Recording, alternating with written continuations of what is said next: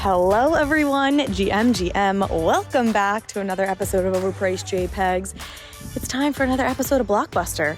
We're doing these two episodes closer together than usual, or this is closer to the last Blockbuster episode than usual because we were doing like a two-part series on like Hollywood distribution and the blockchain. And so this is part two of that. And we wanted to get it to you soon. So in this episode, John and I talk about Cool Cats, we talk about Doodles, we break down their strategies a little bit as they're evolving in real time. We talk about Warner Brothers' latest forays into NFTs, and John really illuminates how there's different parts of Warner Brothers that are working on NFTs and what you need to understand about those differences and the different departments that are working there on this.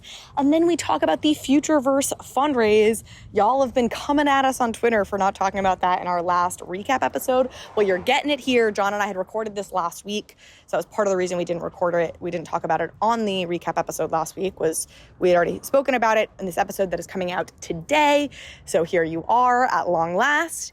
And a couple of admin notes before we kick off. We have an Overpriced JPEGs giveaway. Our friends over at Mintage, run by Nick Adler and Sean Wotherspoon and others, they have a vintage clothing NFT company, Mintage. Folks are probably, hopefully familiar with it. Nick has come on the podcast before, and they have their latest drop happening on OpenSea on Thursday, July 27th.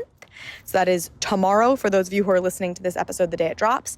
And you can enter to win a raffle. Overpriced JPEGs listeners are going to be entered into an Overpriced JPEGs listener raffle to win one of the Mintage patches that are dropping on Thursday. So if you go to the show notes, there is a link to a quick and easy Google form. If you put in your wallet address, that's all we need, your wallet address in that form, somebody will win a free patch. They have partnered with very cool artists on this drop, and this is, you will know, the winner will be announced on a Thursday, the day of the drop, tomorrow. I don't know if I explained that fantastically, but I think it was hopefully coherent enough. And with that, it's time to hear from our wonderful sponsors, including OpenSea, who make this show possible, and then it's on to my conversation with John Rogers. Y'all know the phrase, not your keys, not your crypto. Well, in a world where too many people have had to learn that the hard way, Overpriced JPEGs is proud to partner with Ledger, the world leader in critical digital asset security.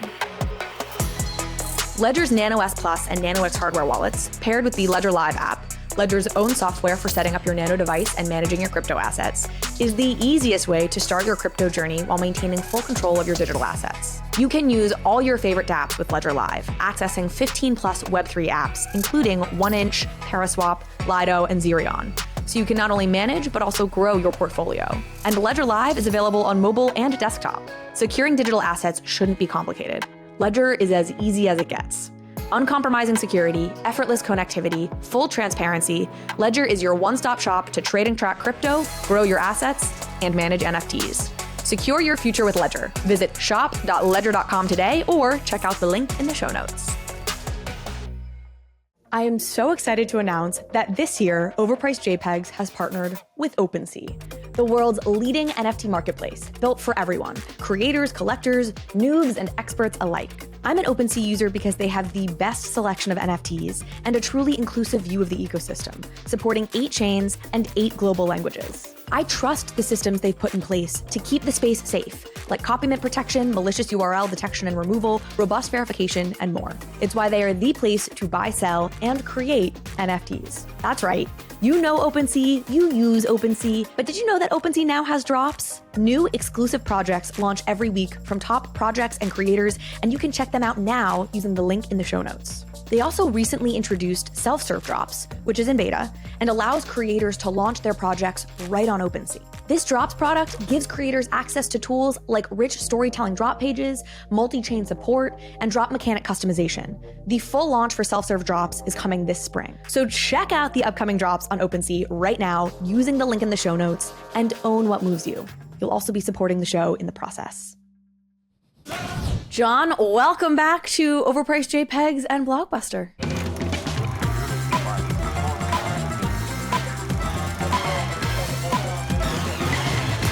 And now, on with the show.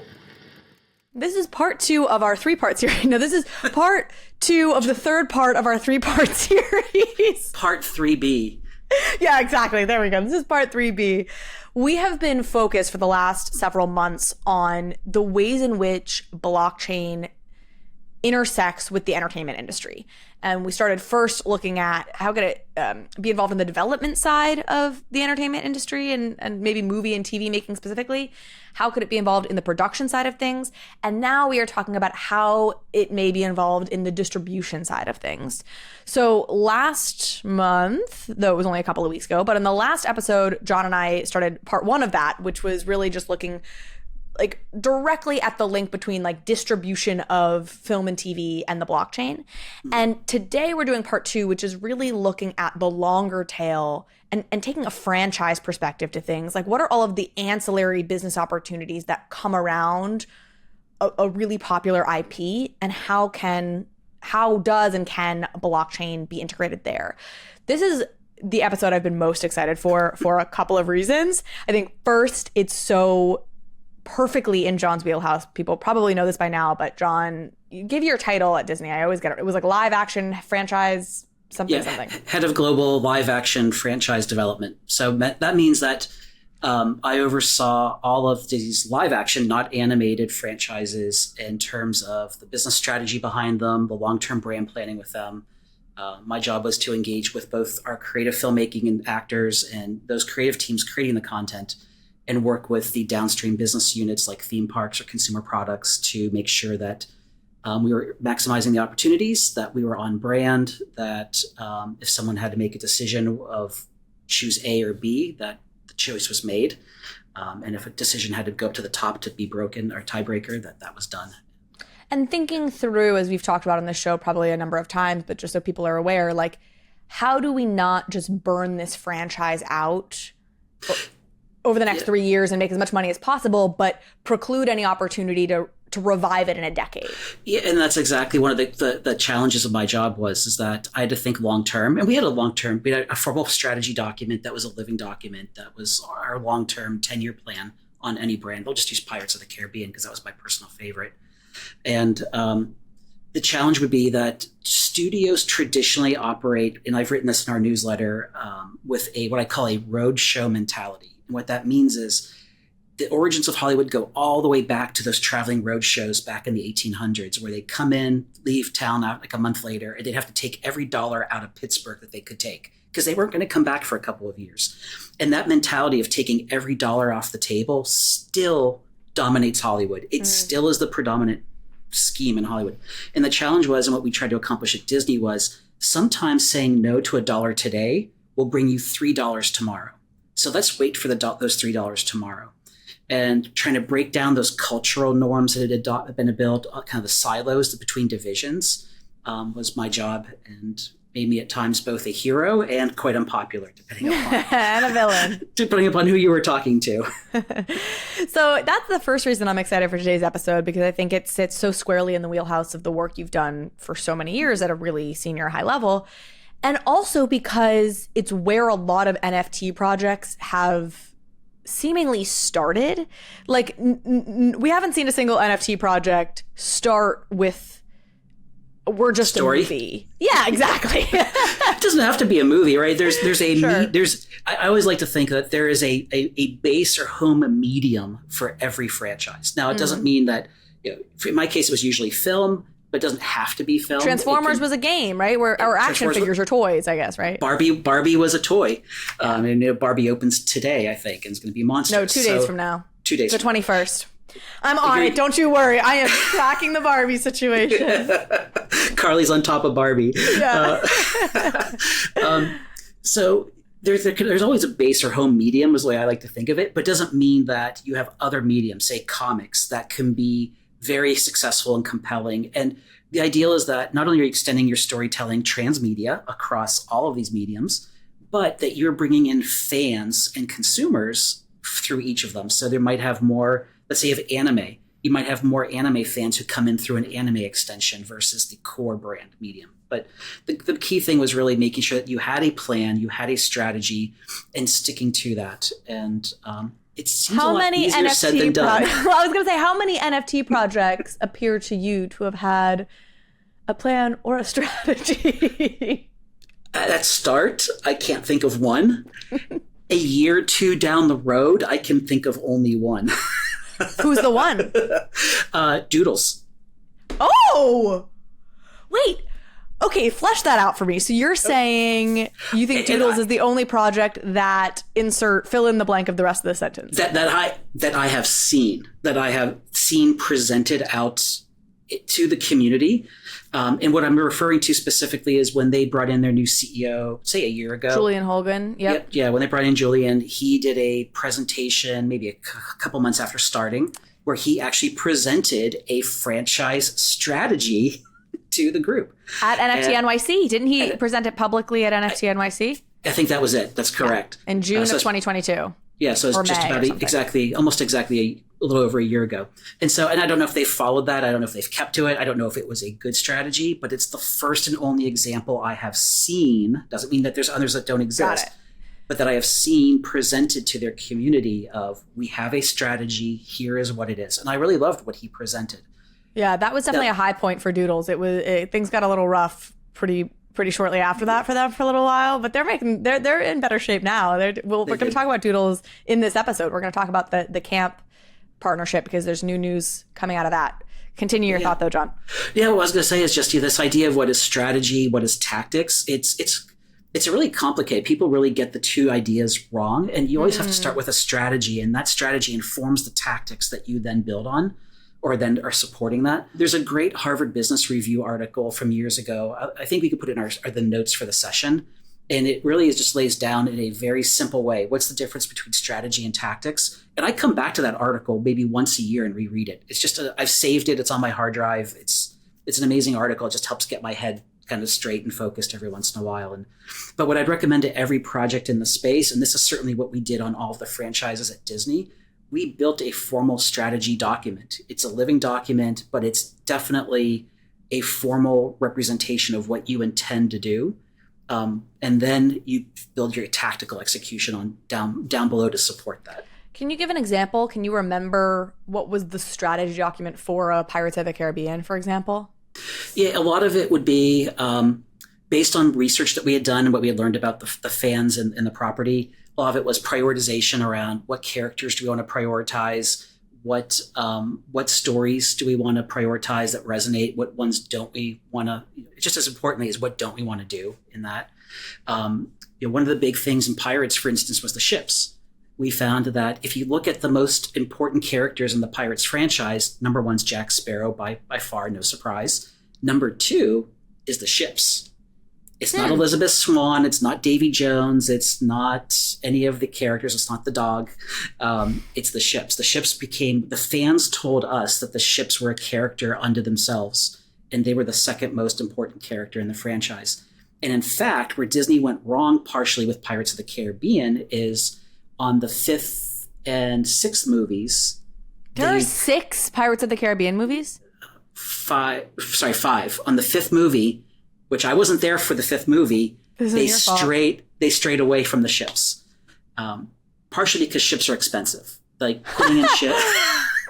So it was a cost-cutting, it's a perfect example actually. It was a cost-cutting decision to focus on other elements that are less expensive to shoot and produce in the franchise. But by saving that cost, they eliminated the second most important character that fans were looking for. They didn't follow the strategy. They didn't follow it. They failed to follow the strategy. I'm still reeling over the fact that I didn't realize there were 5 Pirates of the Caribbean movies. I will now be watching them. Like, I haven't watched Pirates of the Caribbean in so long, and that is going to go on my list of like a weekend binge session. I thought there were like 2 or 3. I knew there were at least 2. I guess I thought there were 3. Yeah. Wow. There were 3 with Gore Verbinski directing, and then there was a little mini reboot with the 4th and 5th ones with 2 different directors coming in for those 2. And then Johnny Depp went and... That's a different conversation for a different day. A different conversation for a different day. So we're going to talk about some of the projects in the space who are, whether they've signaled it via a PowerPoint presentation or not, are clearly trying to build franchises. Mm-hmm. We're gonna touch on a few of them here. Maybe let's start with Doodles. And then we're also going to talk about Futureverse because they had some big news out that I think is interesting and connected to this, and Warner Brothers as well with some news out. Let's start by talking about Doodles, though, because you brought it up and because they had this recent news out there in the news. They're in the news today. We covered this, I think, on Blockbuster. I certainly covered it broadly on Overpriced JPEGs if we didn't talk about it specifically on Blockbuster. But just to catch everybody up in case somebody missed it, Doodles announced several months ago that they had a partnership with Camp. And Camp are these combination shopping, retail, and then entertainment experiences. I like to call it experiential retail. Experiential retail. There you go. Which is I can't believe I didn't know about these stores, I guess because I'm not a parent. But these are super cool. And they've done partnerships with Disney before. I think Encanto had a really cool Camp partnership where basically you're immersed in some sort of world, a world that, of course, is tied to some content platform, typically, content piece like Encanto. But I think they do other things as well. But it's just this very immersive experience where you almost feel like you're in you're in the house in Encanto and it's all charming and enchanted and you can climb through tunnels and whatever else, but there's also things for you to buy. They basically redesign the store. Like think of it as an empty shell, and they basically rebuild inside that empty shell. Reskin it entirely around their partner brand. So the Disney example was Encanto. With Doodles, they just announced today, and this is the news, that on August 19th, the first of these Camp stores themed around Doodles will be opening in Chicago. And they posted some mock-ups of what they look like, and they look phenomenal. Like, I am really impressed with what the mock-ups look like. If they can make the physical real experience look like the mock-ups look like, it's from an experience standpoint, it's a home run. Now here's the rub. And that is Camp stores only have a couple locations. And so what does this do for the Doodles as a brand, as a project? What does it achieve for them? It's very aspirational, and I love that. Because with brands, you can always set yourself aspirational and go down, but you can never go down and go up. You can't go like mass market and suddenly become a luxury brand, but you can start as a luxury brand and work your way into being mass market. Yeah, exactly. Perfect example is in a different context in Jeep Automotives. They've raised their prices 50% in the last 6 years, and the most of any automaker, and they can't sell Jeeps anymore because they're trying to aspire to being a premium luxury brand. And I'm sorry, but a trail-rated Jeep is not a luxury product. It is a utilitarian, awesome off-roader. And so you can't go up once you're down. And Doodles is setting a high bar, essentially. Yeah. It's funny. I actually went to the Met last weekend, and they have a Karl Lagerfeld exhibit, who's a very famous fashion designer and worked with Chanel. And towards the end of his life, he had become a bit of a character himself when he did a line with H&M. And I'm thinking about that, like he started luxury, and therefore over the long tail was able to then go to some mass market retailers and really sell his image and his idea. Or think Isaac Mizrahi. He did some amazing collections with Target. I don't know who that is, but I'll take your word for it that Isaac Mizrahi did it too. I am aging myself now. So back in the 90s, Isaac Mizrahi was a fashion designer, high-end fashion, New York, Paris, Milan, and became a bit more of a pop culture kind of icon, very charismatic personality, and did a collection with Target that was wildly successful, just sold out, became the kind of thing that PC people fighting on video inside stores to get when it showed up on shelves. One of those moments. But the problem was he never was able to overcome the idea of being a Target designer. And I don't think he's a working designer anymore. He's still around. I think he's a consultant and does other things. So even though he started luxury, went down to Target, couldn't come back up, you're saying? Yeah. No, I'm not a fashion expert, clearly, with my black t-shirt on. So I'm sure there's experts who really know what the story behind Mizrahi is, but it's the same thing. He did this mass market retail partnership with Target and just never kind of went back up again after that. So what this really is hearkening me to is the conversation that I had with David Horvath, who you originally turned me on to and who we talk about quite a lot on this show, who really in the context of plushies and toys, but it can be applied more broadly, thinks about how do you build evergreen ubiquity? How do you build like a Hello Kitty type of brand? And strategically, what do you have to do there? So with that tee up here, it's interesting because when you and I were talking before we hopped on here, and even a little bit right now, I almost felt like you were concerned. You started this off by saying Camp only has a few stores. So it seems like you're concerned about this move to some degree. And my feeling is, well, isn't this good, right? Brands take a really long time to build. You get in front of thousands of consumers, not probably hundreds of thousands of consumers via this Chicago camp exhibition. But those thousands of people who have discovered you through that, maybe it's hundreds of thousands. How many people cross through these camp stores over, I don't know how long maybe it's 100,000 people. Just say it's got to be more than a month, but just say 1 month, summertime in Chicago. Probably a lot of people will go through that exhibit. Probably go through a lot of people. And they've now discovered you, and this is everything David Horvath talks about. The context in which they've discovered you is very interesting. Again, I was at the Met last weekend. Now I have a totally new lens on when I go through that gift shop. I'm looking at all of the plushies being like, how did you end up in the Met gift shop? This is a big boon, whatever. So go watch that episode if y'all haven't, the David Horvath episode. To me, this feels like an awesome thing. Like, yes, you're not getting in front of millions of people via this, but you're going to be in front of a lot of people in a context that's a huge win. Yeah. I don't have a concern, or I'm neutral on it, which is, I think what they've designed looks amazing. I would love to go through it. I think that depending upon what Doodle's strategy is, it could either be definitely on strategy or it could not be. It's just every brand, every project has to choose what's right or wrong for it. And Doodles clearly is showing what they're focusing on, which is higher end, more aspirational. They're okay with, I'll say fewer, because it might sound like a couple 100,000 is great Chicago or Chicago, New York. But compared to tens of millions or hundreds of millions in a target national district, it's a drop in the bucket. But going back to what you said with David, it's definitely setting the discovery that you found it in this one store in this one city, and it can't be seen anywhere else until it moves on to the next city. So it's just an interesting element of what they're trying to achieve. You were framing it earlier as sort of juxtaposed to like a Pudgy's strategy, which certainly went mass market immediately with their Amazon drop. Do you have thoughts? Do you have a preference for one or the other? I mean, I feel like you've historically not loved the like going mass market quickly, but it seems like maybe you're... Well, let's just put it this way. If I were the franchise guy at either Doodles or Pudgy's, I would be, based on what my experience is, I would be a little bit more hopeful on the outcome of Doodles, what they're doing, and a little less so. Okay, so that's what I would have expected, but I didn't. It almost sounded like you were not going in that direction. What I think is so cool about this, and specifically as we talk about Pudgy's and Doodles, is when I had Luca Netz on the podcast, another great one to go check out if you want to continue your learning on this broader subject about IP brand building and character telling and storytelling, whatever. Luca described how he saw Pudgy's as very mass market. Right. And said he bought the IP specifically because it could resonate for a family in Ohio or in mainland China or in a remote part of Asia or in a remote, like everywhere in the world you could find somebody who would resonate with Pudgy's. And then he went on to identify within other projects, like he specifically said Doodles felt more metropolitan to him and didn't feel as totally universal to him.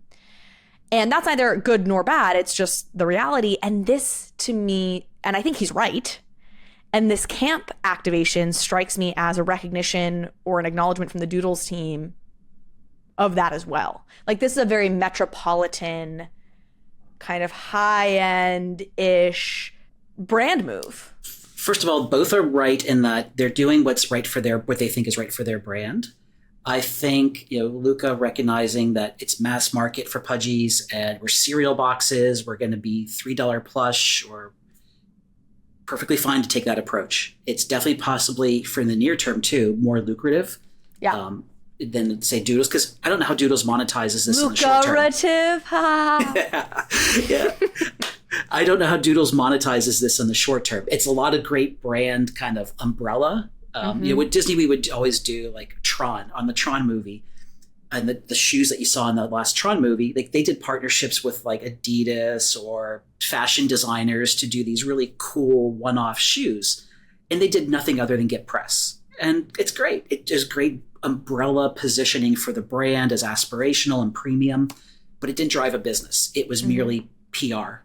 And it's kind of the same thing. I don't see this driving business for Doodles, but it's amazing PR and positioning to unlock future opportunities. Yes. Where what Luca is doing right now is he's unlocked the opportunities and he's just trying to to cash it in and to get the business going. Well, and he's talked about that, right? He took over this project that had no revenue, and he was like, I've just spent $2.5 million on this. I need money, so let's go do it, baby. Let's go get that money to fuel the rest of this and to fuel what he knows is going to have to be built, which is a long tail that's built on story and real connection with the characters. And they're going to try and do that. And I actually see this in work that I do today, which is credit to Luca for knowing what he has and going for it and not trying to think he has something that he doesn't. Yes. I see a lot of my colleagues from Disney and former work in entertainment who either have dabbled in the Web3 space or are looking at it, and they think of these premium executions like high-end fashion, and it's like, no, that's not going to fit here. This is a more of a mass market play, and it's okay. It's okay to be a mass market play. Let's embrace that. It's okay that we're not the number one call on the call sheet for someone, or it's just we are what we are, so let's embrace it and we're good. Yeah.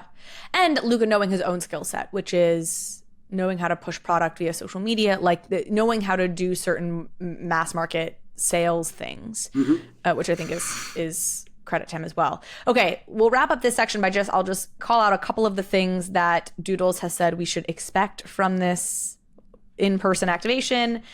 Crawl through tunnels into the glowing mushroom-filled lost caves. This is going to be popular. Sorry, I interrupted you, but this is going to be popular at like 10 p.m. with a certain crowd. Yeah. There's some other kinds of shrooms that may be involved in this experience as well. Zip down a rainbow slide and kick it in the fluffy pink cosmic clouds. Make an arts and crafts masterpiece under 12-foot tall daisies in the flower forest. Create your own Doodles character and unlock new clothing options for them by exploring Rainbow Valley, and then shop exclusive Doodles and camp co-branded apparel and accessories, dance and play at a special grown-ups only nighttime Doodles events. So there you go. That sounds more like Club 54 in the 70s. Yeah, exactly. In either case, I think you and I both feel very positively about this. To your point, devil's in the details. We'll see if they can actually build what they have promised via this mock-up that y'all can find on their Twitter. But they have a really good track record. I mean, what they did at South by Southwest was awesome. The Doodle Putt, you didn't go to Doodle Putt, right? In Miami? I did not. But you did go to South by. That's exactly what I was thinking of, was that they've done this before, really high-end, high-level executions of called brand experiences. So this is totally called a core skill that they have. And it's good for the space, right? It's going to bring in hundreds of thousands of people through these retail environments and highlight the space in a positive way, which is good for everyone. Yeah, absolutely.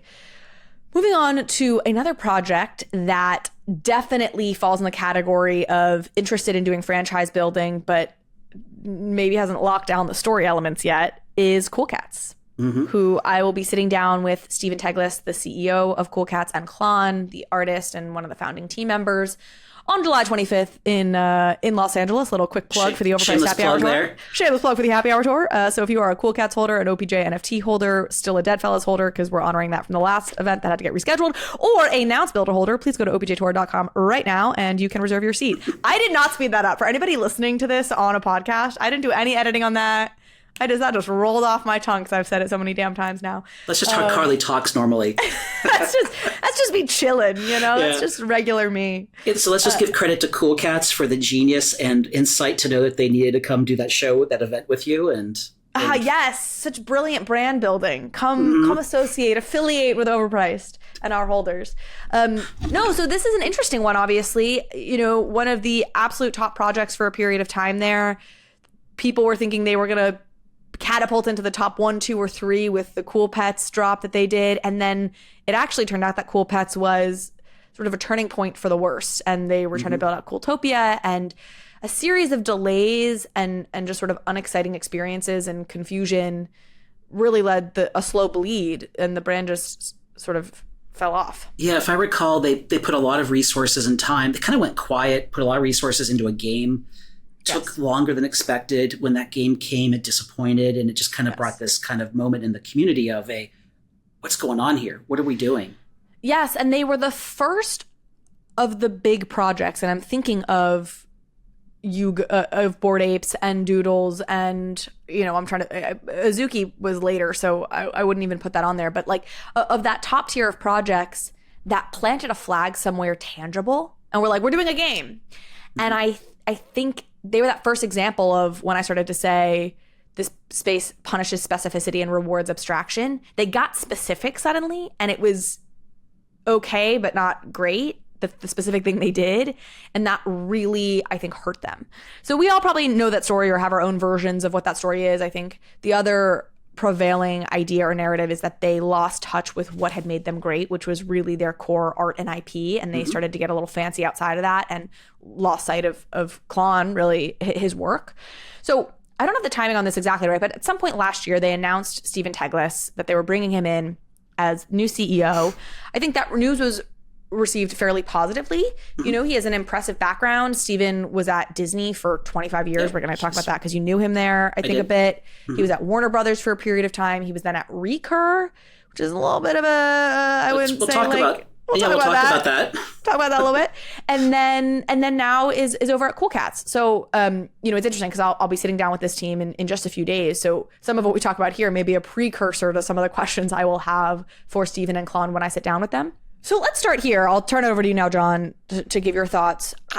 My recollection is that when the Stephen Teglis announcement happened, it was received positively by most of the space. And you, having a more nuanced perspective here, felt like this guy is like a licensing guy. Like, yes, he was at Disney, but he wasn't on the storytelling side of Disney. He's a retail guy. Right. And if I'm remembering, I felt like your sentiment at the time was like, I'm not sure that just licensing deals at this stage are what Cool Cats really needs. Again, that long-term versus short-term vision. Am I right? Tell me how you feel on Cool Cats. Yeah, so that is right. That was my assessment at the time. So let's just say it's a little bit a year ago or so, was that, you know, Steven's background, I knew him at Disney, so I would say I didn't know him well, but we were colleagues and certainly had a lot of meetings together, and I'm sure he remembers me too. He was on the licensing side. So if we had a strategy around a franchise, let's use our Pirates example, and okay, we need to look for these kinds of partnerships. He would be part of the team at Disney Consumer Products that would go out. He'd be kind of on the franchise side at Disney Consumer Products to go out and say, okay, we need to find, maybe it's McFarland is the best fit. So let's go talk to McFarland. Or maybe Lego is the good fit. So let's go talk to Lego. So he'd kind of be that extension of the franchise. And so he's very much the person or one of the people who would, all right, I've got a relationship with this potential partner. Let's get them on the phone. Let's get them pitched on the project and start pursuing an opportunity. So it's very much like a deal closer. Certainly had connection to the content and the storytelling to be able to relay it and understand it and communicate about it, but wasn't necessarily front and center in front of the creative teams making that content and, you know, working with the filmmakers and the visual effects teams and so on. So he's kind of one armed, one leg, kind of one distance removed from that activation. And so the question with Cool Cats is, do you need deal making?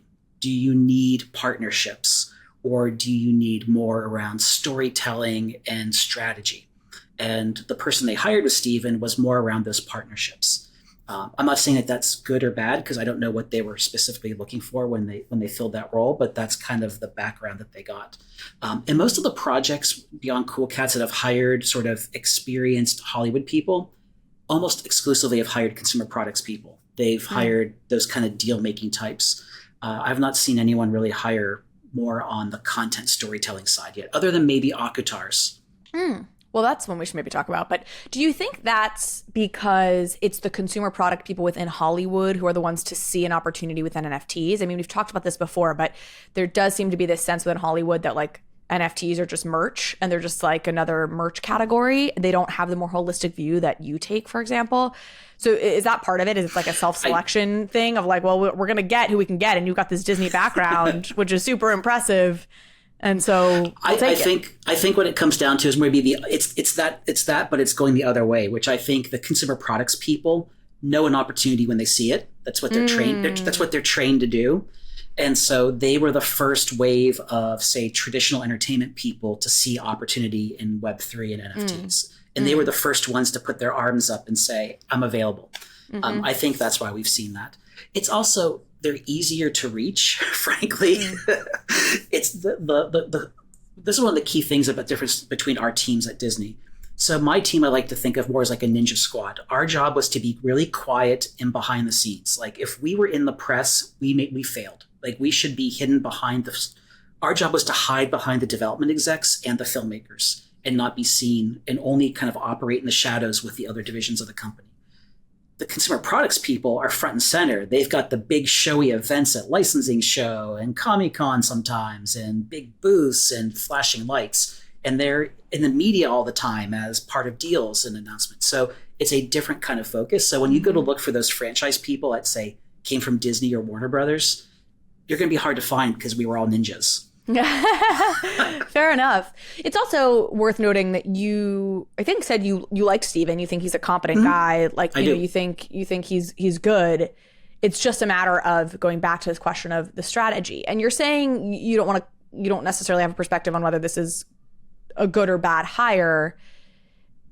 But certainly, and this gets to what we were literally just saying with Doodles and Pudgies, like in general, you think brands should focus on the IP brand building, build before you sell is sort of what you're saying. That's, that has been my experience from the beginning of my career. And it's still something you could say, maybe I'm just tied to that a little too hard, but my experience has always been create the content and then do the selling. Find something that to sell versus selling nothing. And that's what a lot of NFT projects have sold, right? They've sold nothing. Fund us and we will build. Right. Yes. Now, I think this space, because most of us in this space don't come from your background and so are unsophisticated, it's very easy to mistake, the project that I bought into was on the cover of a cereal box with building. Right. And that's not necessarily the brand itself, like selling out per se. But again, it's like, well, maybe, but is the serial consumer, like, is that the place where you want the broader public discovering your project? It's making sure you're doing that, thinking about where that first discovery, where that first contact is happening. And I mean, that's just so much of the thinking that I wasn't aware of until coming into this space and then talking to people like you and David Horvath, where I go, that makes so much sense. Let me introduce you to a brand new company that I could not be more excited about, Web3 Sense.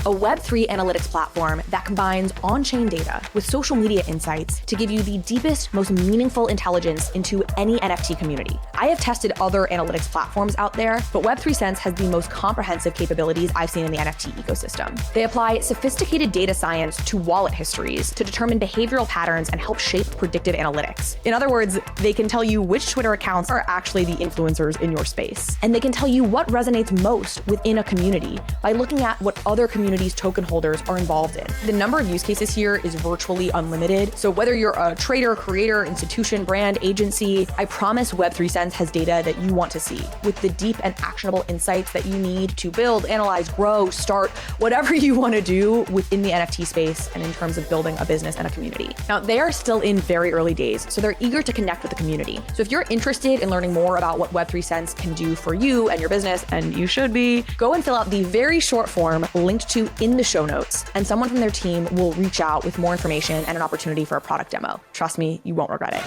So let's talk about a couple of things that we know Cool Cats are doing. Well, one thing is that they've got a balloon in the Macy's Day Parade this year. This is the thing that has befuddled you and me. I'm like, cool, great. I'm equal parts amused and horrified at the idea of that. And I'll explain why. Yeah. Please do. So what we don't know is where the money's coming. Who's funding this damn thing? Macy's Day Parade balloons are hundreds of thousands of dollars on an annual basis. Traditional partnerships with Macy's and the organization they contract with to run it is like a 10-year contract for hundreds of thousands every year to do the balloon.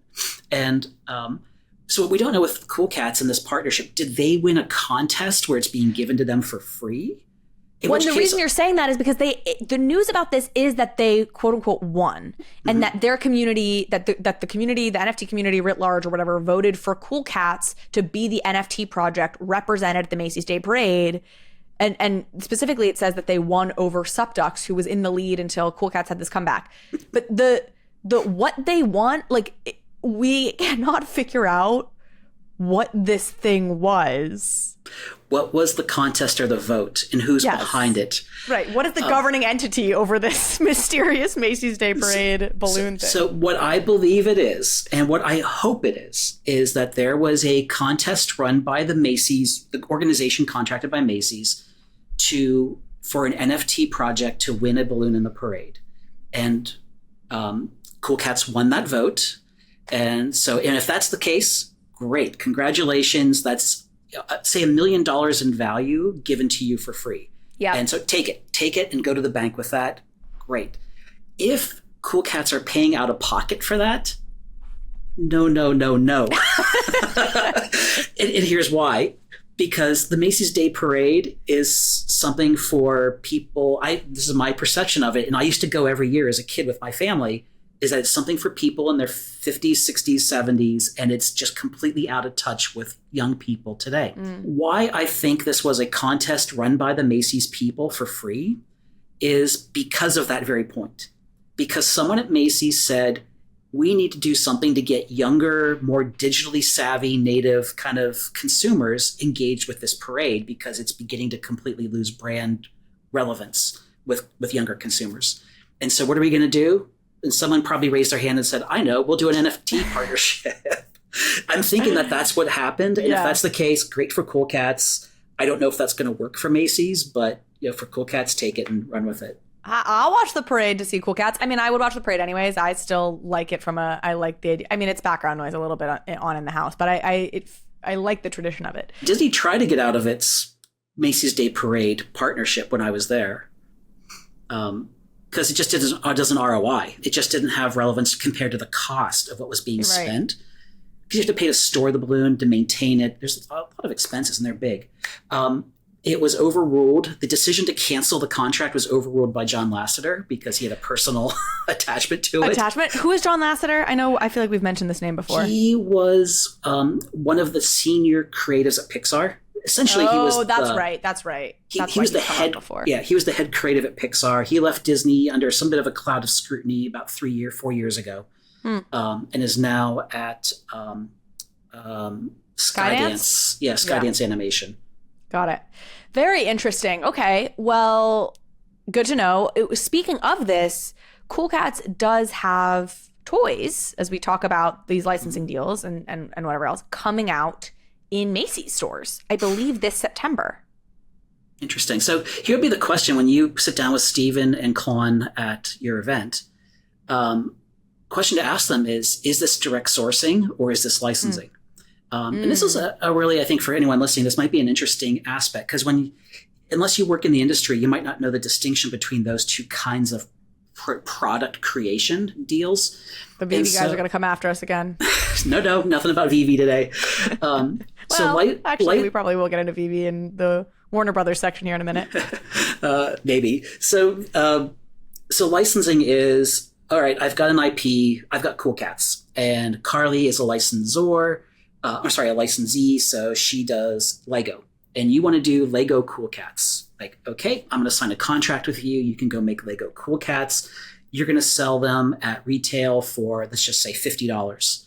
And I get 10% of your retail take. So $50, I get $5 for every 50 you take. And guess what? Target takes 50%. So $50, Target takes 25. I get 5, you get what's left over. That's essentially how licensing works. And yes, anyone who's a professional will say there's always this exception. There's always exceptions.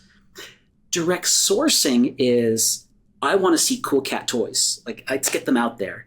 I can't get a licensee, or for whatever reason, I don't want a licensee to take on the property. I want to produce those toys myself.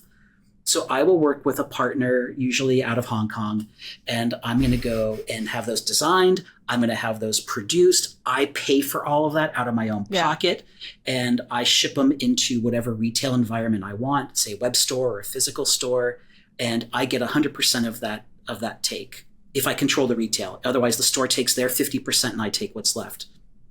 Now, why would you do direct sourcing? There's really only 2 reasons I can think of off the top of my head. One is you don't have any other choice. And so you're willing to take that additional risk and cost because you don't have a choice.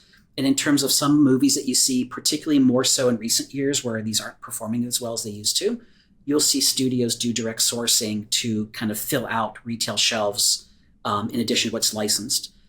Disney did a lot of direct sourcing for the theme park division. And it makes a lot of sense for Disney to do that because here's why. You go into Disneyland and there are, let's just say, 80 different retail stores within the Disneyland gate. They own and control those stores, which means they take 100% of the milkshake.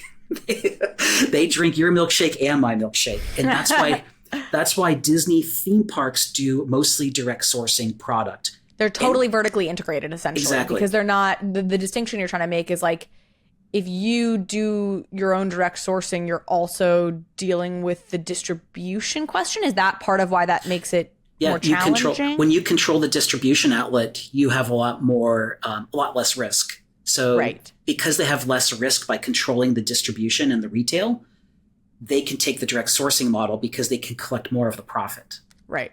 So in this case, it sounds like you think Cool Cat's toys they're doing in Macy's, for example, they should have licensed this IP. Well, it's not so much what they should have done. It's more of what have they done is the question. Okay. Did they take a direct sourcing route and take on that risk? Or did they do a licensing model? Now, let's go to V-Friends. When Gary Vee did the V-Friends last year, I think at Macy's as well. It was at Macy's. I'm double checking. I'm pretty sure I have this Cool Cats Macy's thing right, but I'm going to double check it to make sure that I'm not giving any sort of false information. So when V-Friends did that partnership, I think it was through, it was a store within a store concept in Macy's. So it was like the FAO Schwartz maybe, like FAO Schwartz branded stores within a store. I'm almost certain that was a direct sourcing model. I don't believe that was licensed. I think Gary Vee took on the risk and the cost of producing, developing, creating, and distributing that merchandise. For you to ask is to Stephen and Kalon is this merchandise that you're developing direct source? Is it licensed? Why did you choose the direction you chose? Okay, so no, this is weird. It's a very... It's not like super publicized. Basically, there's this NFT evening article, and it says, however, a town hall, Cool Cats do these regular town halls always, so I'm assuming it's one of the Cool Cats town halls. However, a town hall has revealed that the balloon design has been finalized. That's talking about the Macy's Day Parade balloon. And then next sentence, not only that, but Cool Cats toys will be coming to Macy's stores in September. Interesting. Maybe we can finally get our hands on the sought after Chug's plush toy, which is, they do have already a plush that they sell on their own like web store. So I don't know if it's the same plushes that they have been selling are now in Macy's or what, but I will certainly ask that. Now, when you have armed me with that question, John. When you have them, you can put them on the spot of what is this merchandise? What's behind it? How are you doing it? Tell us more. And the other thing for me is, what is the supporting infrastructure around getting people to care or buy these things? Because I think it is, I'm trying to remember when I talked to V-Friends team, when I interviewed Andy Kranak, how much we talk, obviously, and look, like he's not going to tell me the truth, but it feels like they maybe struggled a little bit versus, again, the thing with Aluka is I feel like he has at least, whether it's successful or not, but like this whole social media marketing strategy and expertise that he can pair with a toy rollout that I think is his unique gift. And so I'll talk to them about that as well, certainly. Toys really benefit from a content release to help drive interest. Yeah. If you look at Lego, go back, say, early 2000s, Lego had a CEO who did those first early licensing deals, put Star Wars was always there, so just put them out, but kind of beginning to do other licensing outside of Star Wars. And they had great results. But he was concerned about too much of their future being dependent upon licensing with outside content creators. And he tried to position the company in ways to grow organically with their own created IP, with their own kind of unique kind of interpretation of the brick. And it didn't work. And that CEO, and he was a McKinsey guy, ex-McKinsey guy, so probably smart. Sometimes you wonder with McKinsey, but it's probably smart. But he was pushed out, and they replaced him with someone who came in and jumped with both feet full into the licensing world. And now today, if you go look at like the Lego website, go into it. I highly recommend everyone just go walk through your local big box retailer, Target, Walmart here in the US, kind of equivalent stores abroad, and walk through the toy aisles. Every time you go in that store, walk through the toy aisles and just notice what's on the shelves and think about what content is out in the world. And you'll see that, Lego and all these toys companies are following now content releases. I was going to say, but Lego did ultimately do the Lego movie, which was really successful. It was. They did 2 of them. The first one was really successful. Second one, disappointed. I think they did a third one, which was the end of the series at Warner Brothers. Warner's didn't renew the contract after the third one. And now it's set up at Universal. It's been there for like 4 years and nothing's been released yet. So was that under this McKinsey guy's auspices? No. No, that was under this new person, the new CEO. And then he's been there for a while, or she's been there for a while. So the new CEO doubled down on licensing and partnering with your Star Wars and your IP, and that's why all of a sudden, content IPs. And that's why all of a sudden you saw this explosion of Lego Harry Potter, Lego Prince of Persia, Lego, you name it, because they really doubled down on because they needed that content to create buzz in the world. So going back to Target, if you walk through your big box retailer today, Target in my case is around the corner, and walk through the stores like I did the other day, everything has disappeared. Like 8 of the 9 rows of toy sections are Barbie. The entire section is Barbie. And there's one aisle of like a mishmash of things, but mostly interestingly, Harry Potter Lego. Like Star Wars is a tiny little sliver. Marvel's disappeared completely. Wow. And I think of all these summer movies that came this year, and most of them probably had some licensing around them, and it's all off the shelves. It's gone because those movies didn't work. They got pushed out by Barbie. Mattel's like, it's our time now. This is a joke that probably nobody's going to find that funny, but I found this meme funnier than I should have. It was The Dark Knight and Mamma Mia. Dark Knight, also being a Christopher Nolan movie, came out on the same day X number of years ago. And so it was like the Dark Mama walked so that Barbenheimer can run. Yes, I'm very excited for both movies. Please note, thankfully, there's no licensing around Oppenheimer. Yeah. No toys being sold. No toy licenses in your big box retailer around Oppenheimer. Okay, our last 2 stories in our final 10 minutes here. Cool Cats announced a partnership, this was a few months ago, with Futureverse. And I don't want to spend too much time here because we could probably talk for a whole hour just about Futureverse. And in fact, I have interviewed Aaron McDonald and we talked for more than an hour about Futureverse, so I can confirm that. But interesting tact on the Cool Cat side, sort of tying their ship to Futureverse. The Futureverse team got Aaron McDonald, who's the co-founder of Futureverse, got a seat on the Cool Cats board, and I believe that it was a flip. I don't know if it was Steven or somebody else from Cool Cats got a seat on the Futureverse board. They did a little bit of equity swap. Yep, they traded shares with each other's companies and took each other's board seats. Yep. And I don't think we have a ton of details here, but the basic idea being that you'll be able to exist in Futureverse, which is a whole, basically metaverse and ecosystem that they're trying to build out in and of itself. You'll be able to exist there as your Cool Cat in 3D form and make Cool Cat content, run around as your cat. They did publish a cute little trailer to, I guess, kick it off, announce it.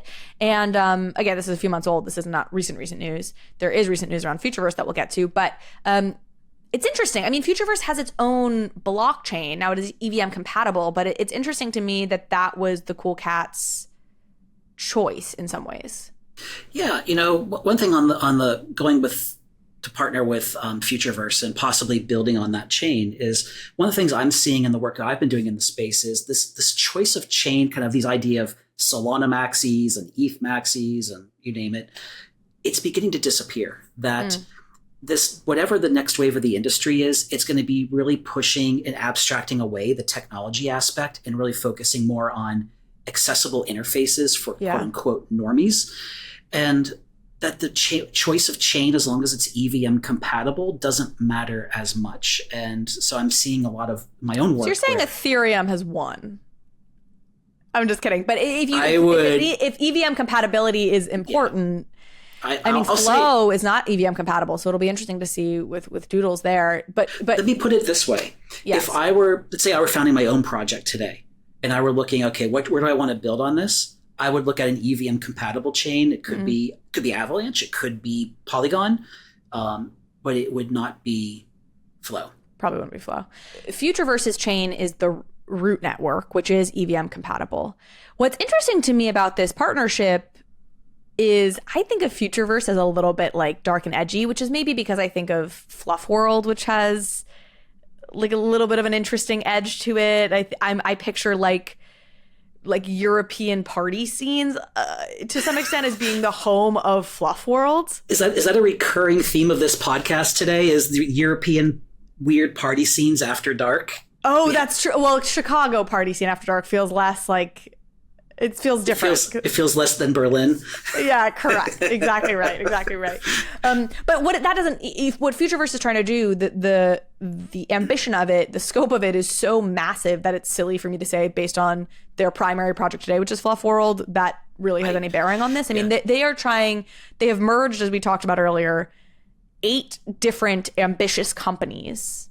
More. It's probably more than 8. I don't even know how many it is at this point, but they have taken all of these different companies doing these ambitious things, all within the emerging tech metaverse world, and they have made Futureverse out of it. Mm-hmm. They recently, this is the recent news, they've just announced a $54 million raise, which is a lot of money, led by 10T, which I'm not super familiar with. Yeah, but I don't know them. Ripple Labs is also participating in the round, which is interesting. A little celebratory. Threw a couple celebratory millions at Futureverse. Why not? After your legal win. So, what's your take on Futureverse broadly, as we talk about this in the franchise world? I've been following Futureverse. I'm fairly familiar with it. I don't hold any of their I don't hold a fluff for any of their projects. I have a hard time getting my head around what they're trying to build. Rolling up 8 companies, and I think it was 8 at one time. I know that they're very ambitious. Aaron has he's got it funded, gotten to this point. So he's got to be really charismatic and have a strong vision to be able to accomplish that. So it's kind of interesting. What they always feel to me is like, there's 2 projects in the space. Futureverse is one of them that feels like they're core to the community in the space, but yet they're kind of operating in the margin. Yes. Maybe there's a little bit of just intentional opacity around it or trying to hide a little bit in the corner. But they're kind of building over here and not out of view of everyone else. The other one is Animoca. Everyone knows Animoca, but I don't know on a day-to-day, what is Animoca doing? So it feels like there's just a little bit of a black box as to what they're doing. Well, I think part of this, and this would maybe apply to Animoca, but Animoca is different to me because they are like a fund, right? They now have Mochaverse, so they have their own attempt at a direct-to-consumer relationship, but historically they didn't launch as a project. They launched as a fund, and they funded Axie. Mm-hmm. They're back in the day, so I think they're a little bit, it's not apples to apples with them. The reason I think you feel that with Futureverse is that they are so ambitious. They're trying to be their whole own ecosystem. They are trying to build out their own, and they're a deep technology company. I mean, they're deep in AI. And they're trying to use IP and storytelling and entertainment as the front door to get people into what is a very deeply technical, complicated world they're trying to build out. Mm-hmm. It almost feels to me like they're trying to be, I guess they're a competitor to Other Side, but they're attempting something even much bigger than what Other Side has said they're attempting. So it's like they're not trying to play with the rest of us. They're just trying to build this thing and have the rest of us go there someday is sort of, I think, why it feels that way to you, because it's so much more ambitious than certainly any NFT company that you and I cover.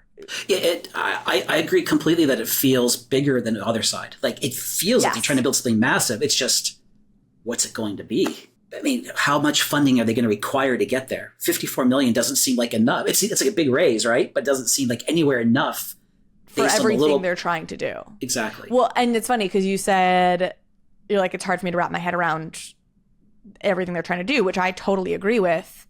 And that's one of those situations where Aaron McDonald, probably in either case, is a genius who I guess can wrap his head around it.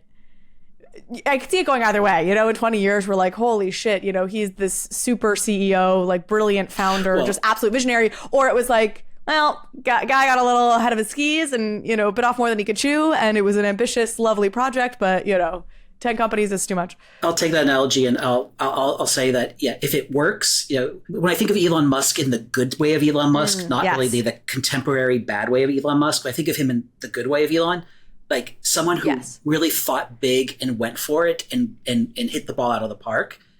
That might be what Aaron's doing.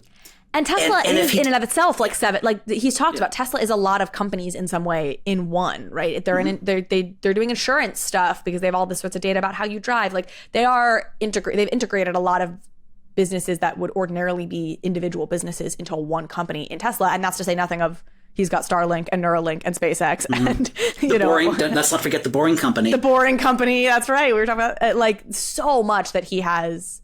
So he is somebody who's clearly been able to manage that. Yeah, and if it doesn't work... Twitter! We didn't mention Twitter. What I would say with Futureverse, if it doesn't work, a couple of years down the road, they can say they swung bigger and harder than just about anyone ever has, and so, which is pretty awesome. Shoot for the moon. If you miss, you'll land among the stars. So I just don't know how much runway, to accomplish it. Like, how much runway, how much funding is it going to require to do it? It's ambitious. Okay, last story. We're running low on time here, but I want us to get to you put this on my radar. The Flash Web3 movie experience. So,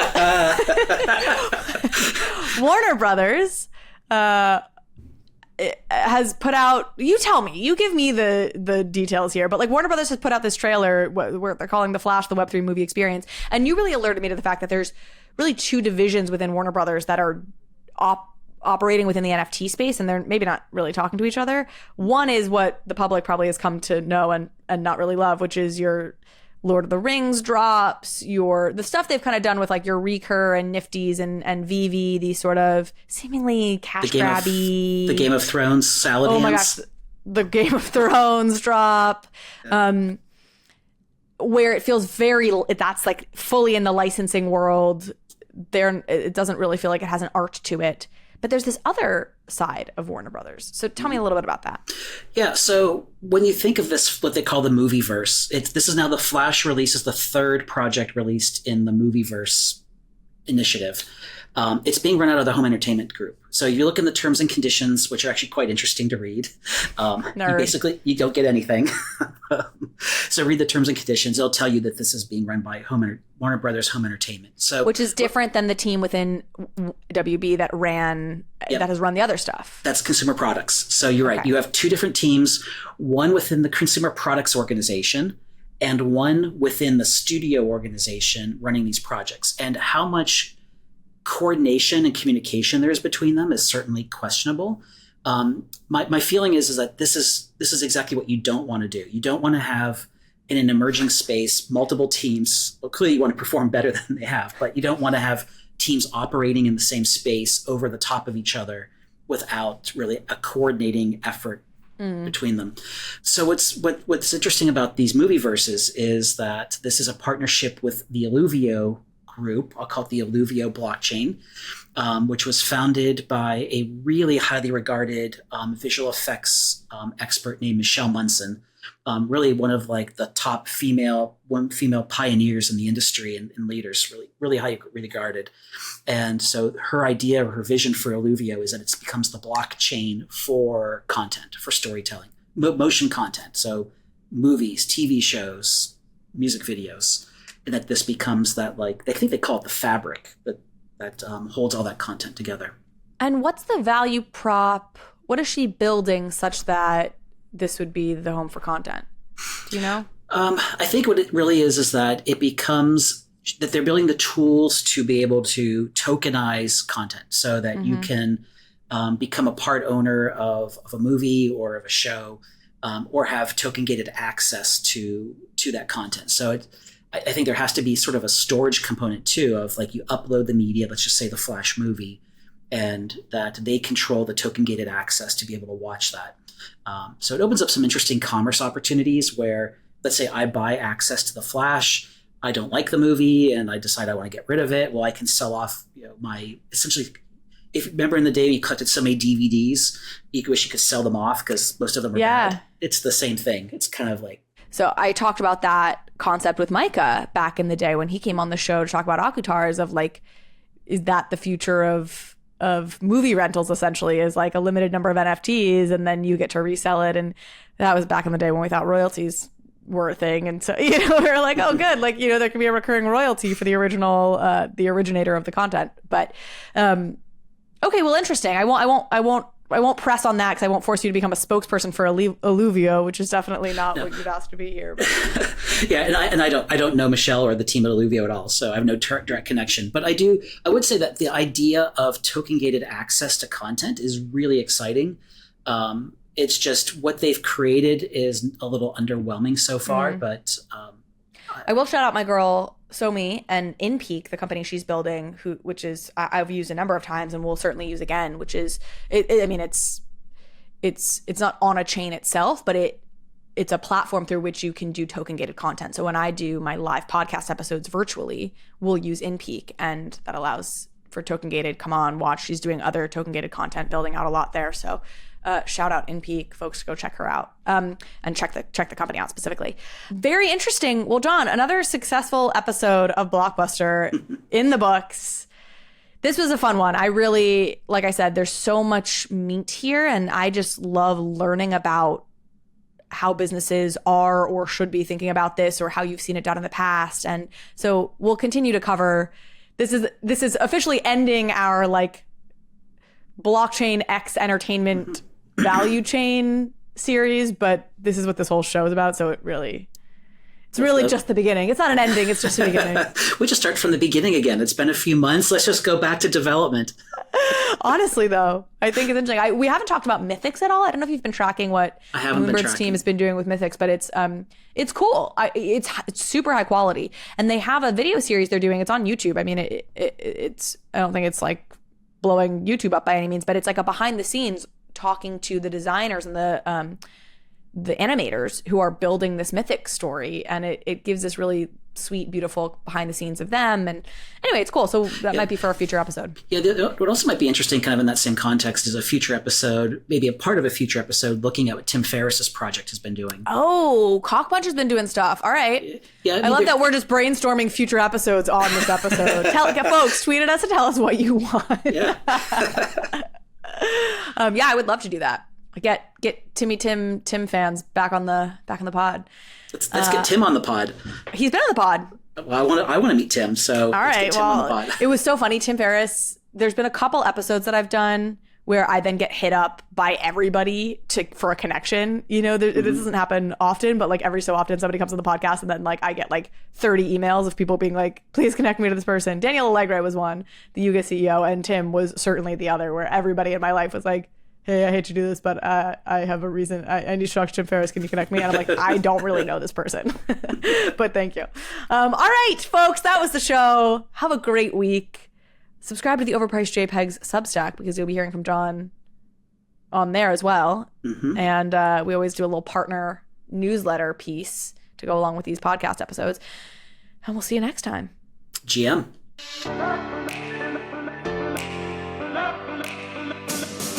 Thank you so much for watching this episode of Overpriced JPEGs. If you liked this conversation, if you liked this episode, please go ahead and hit subscribe.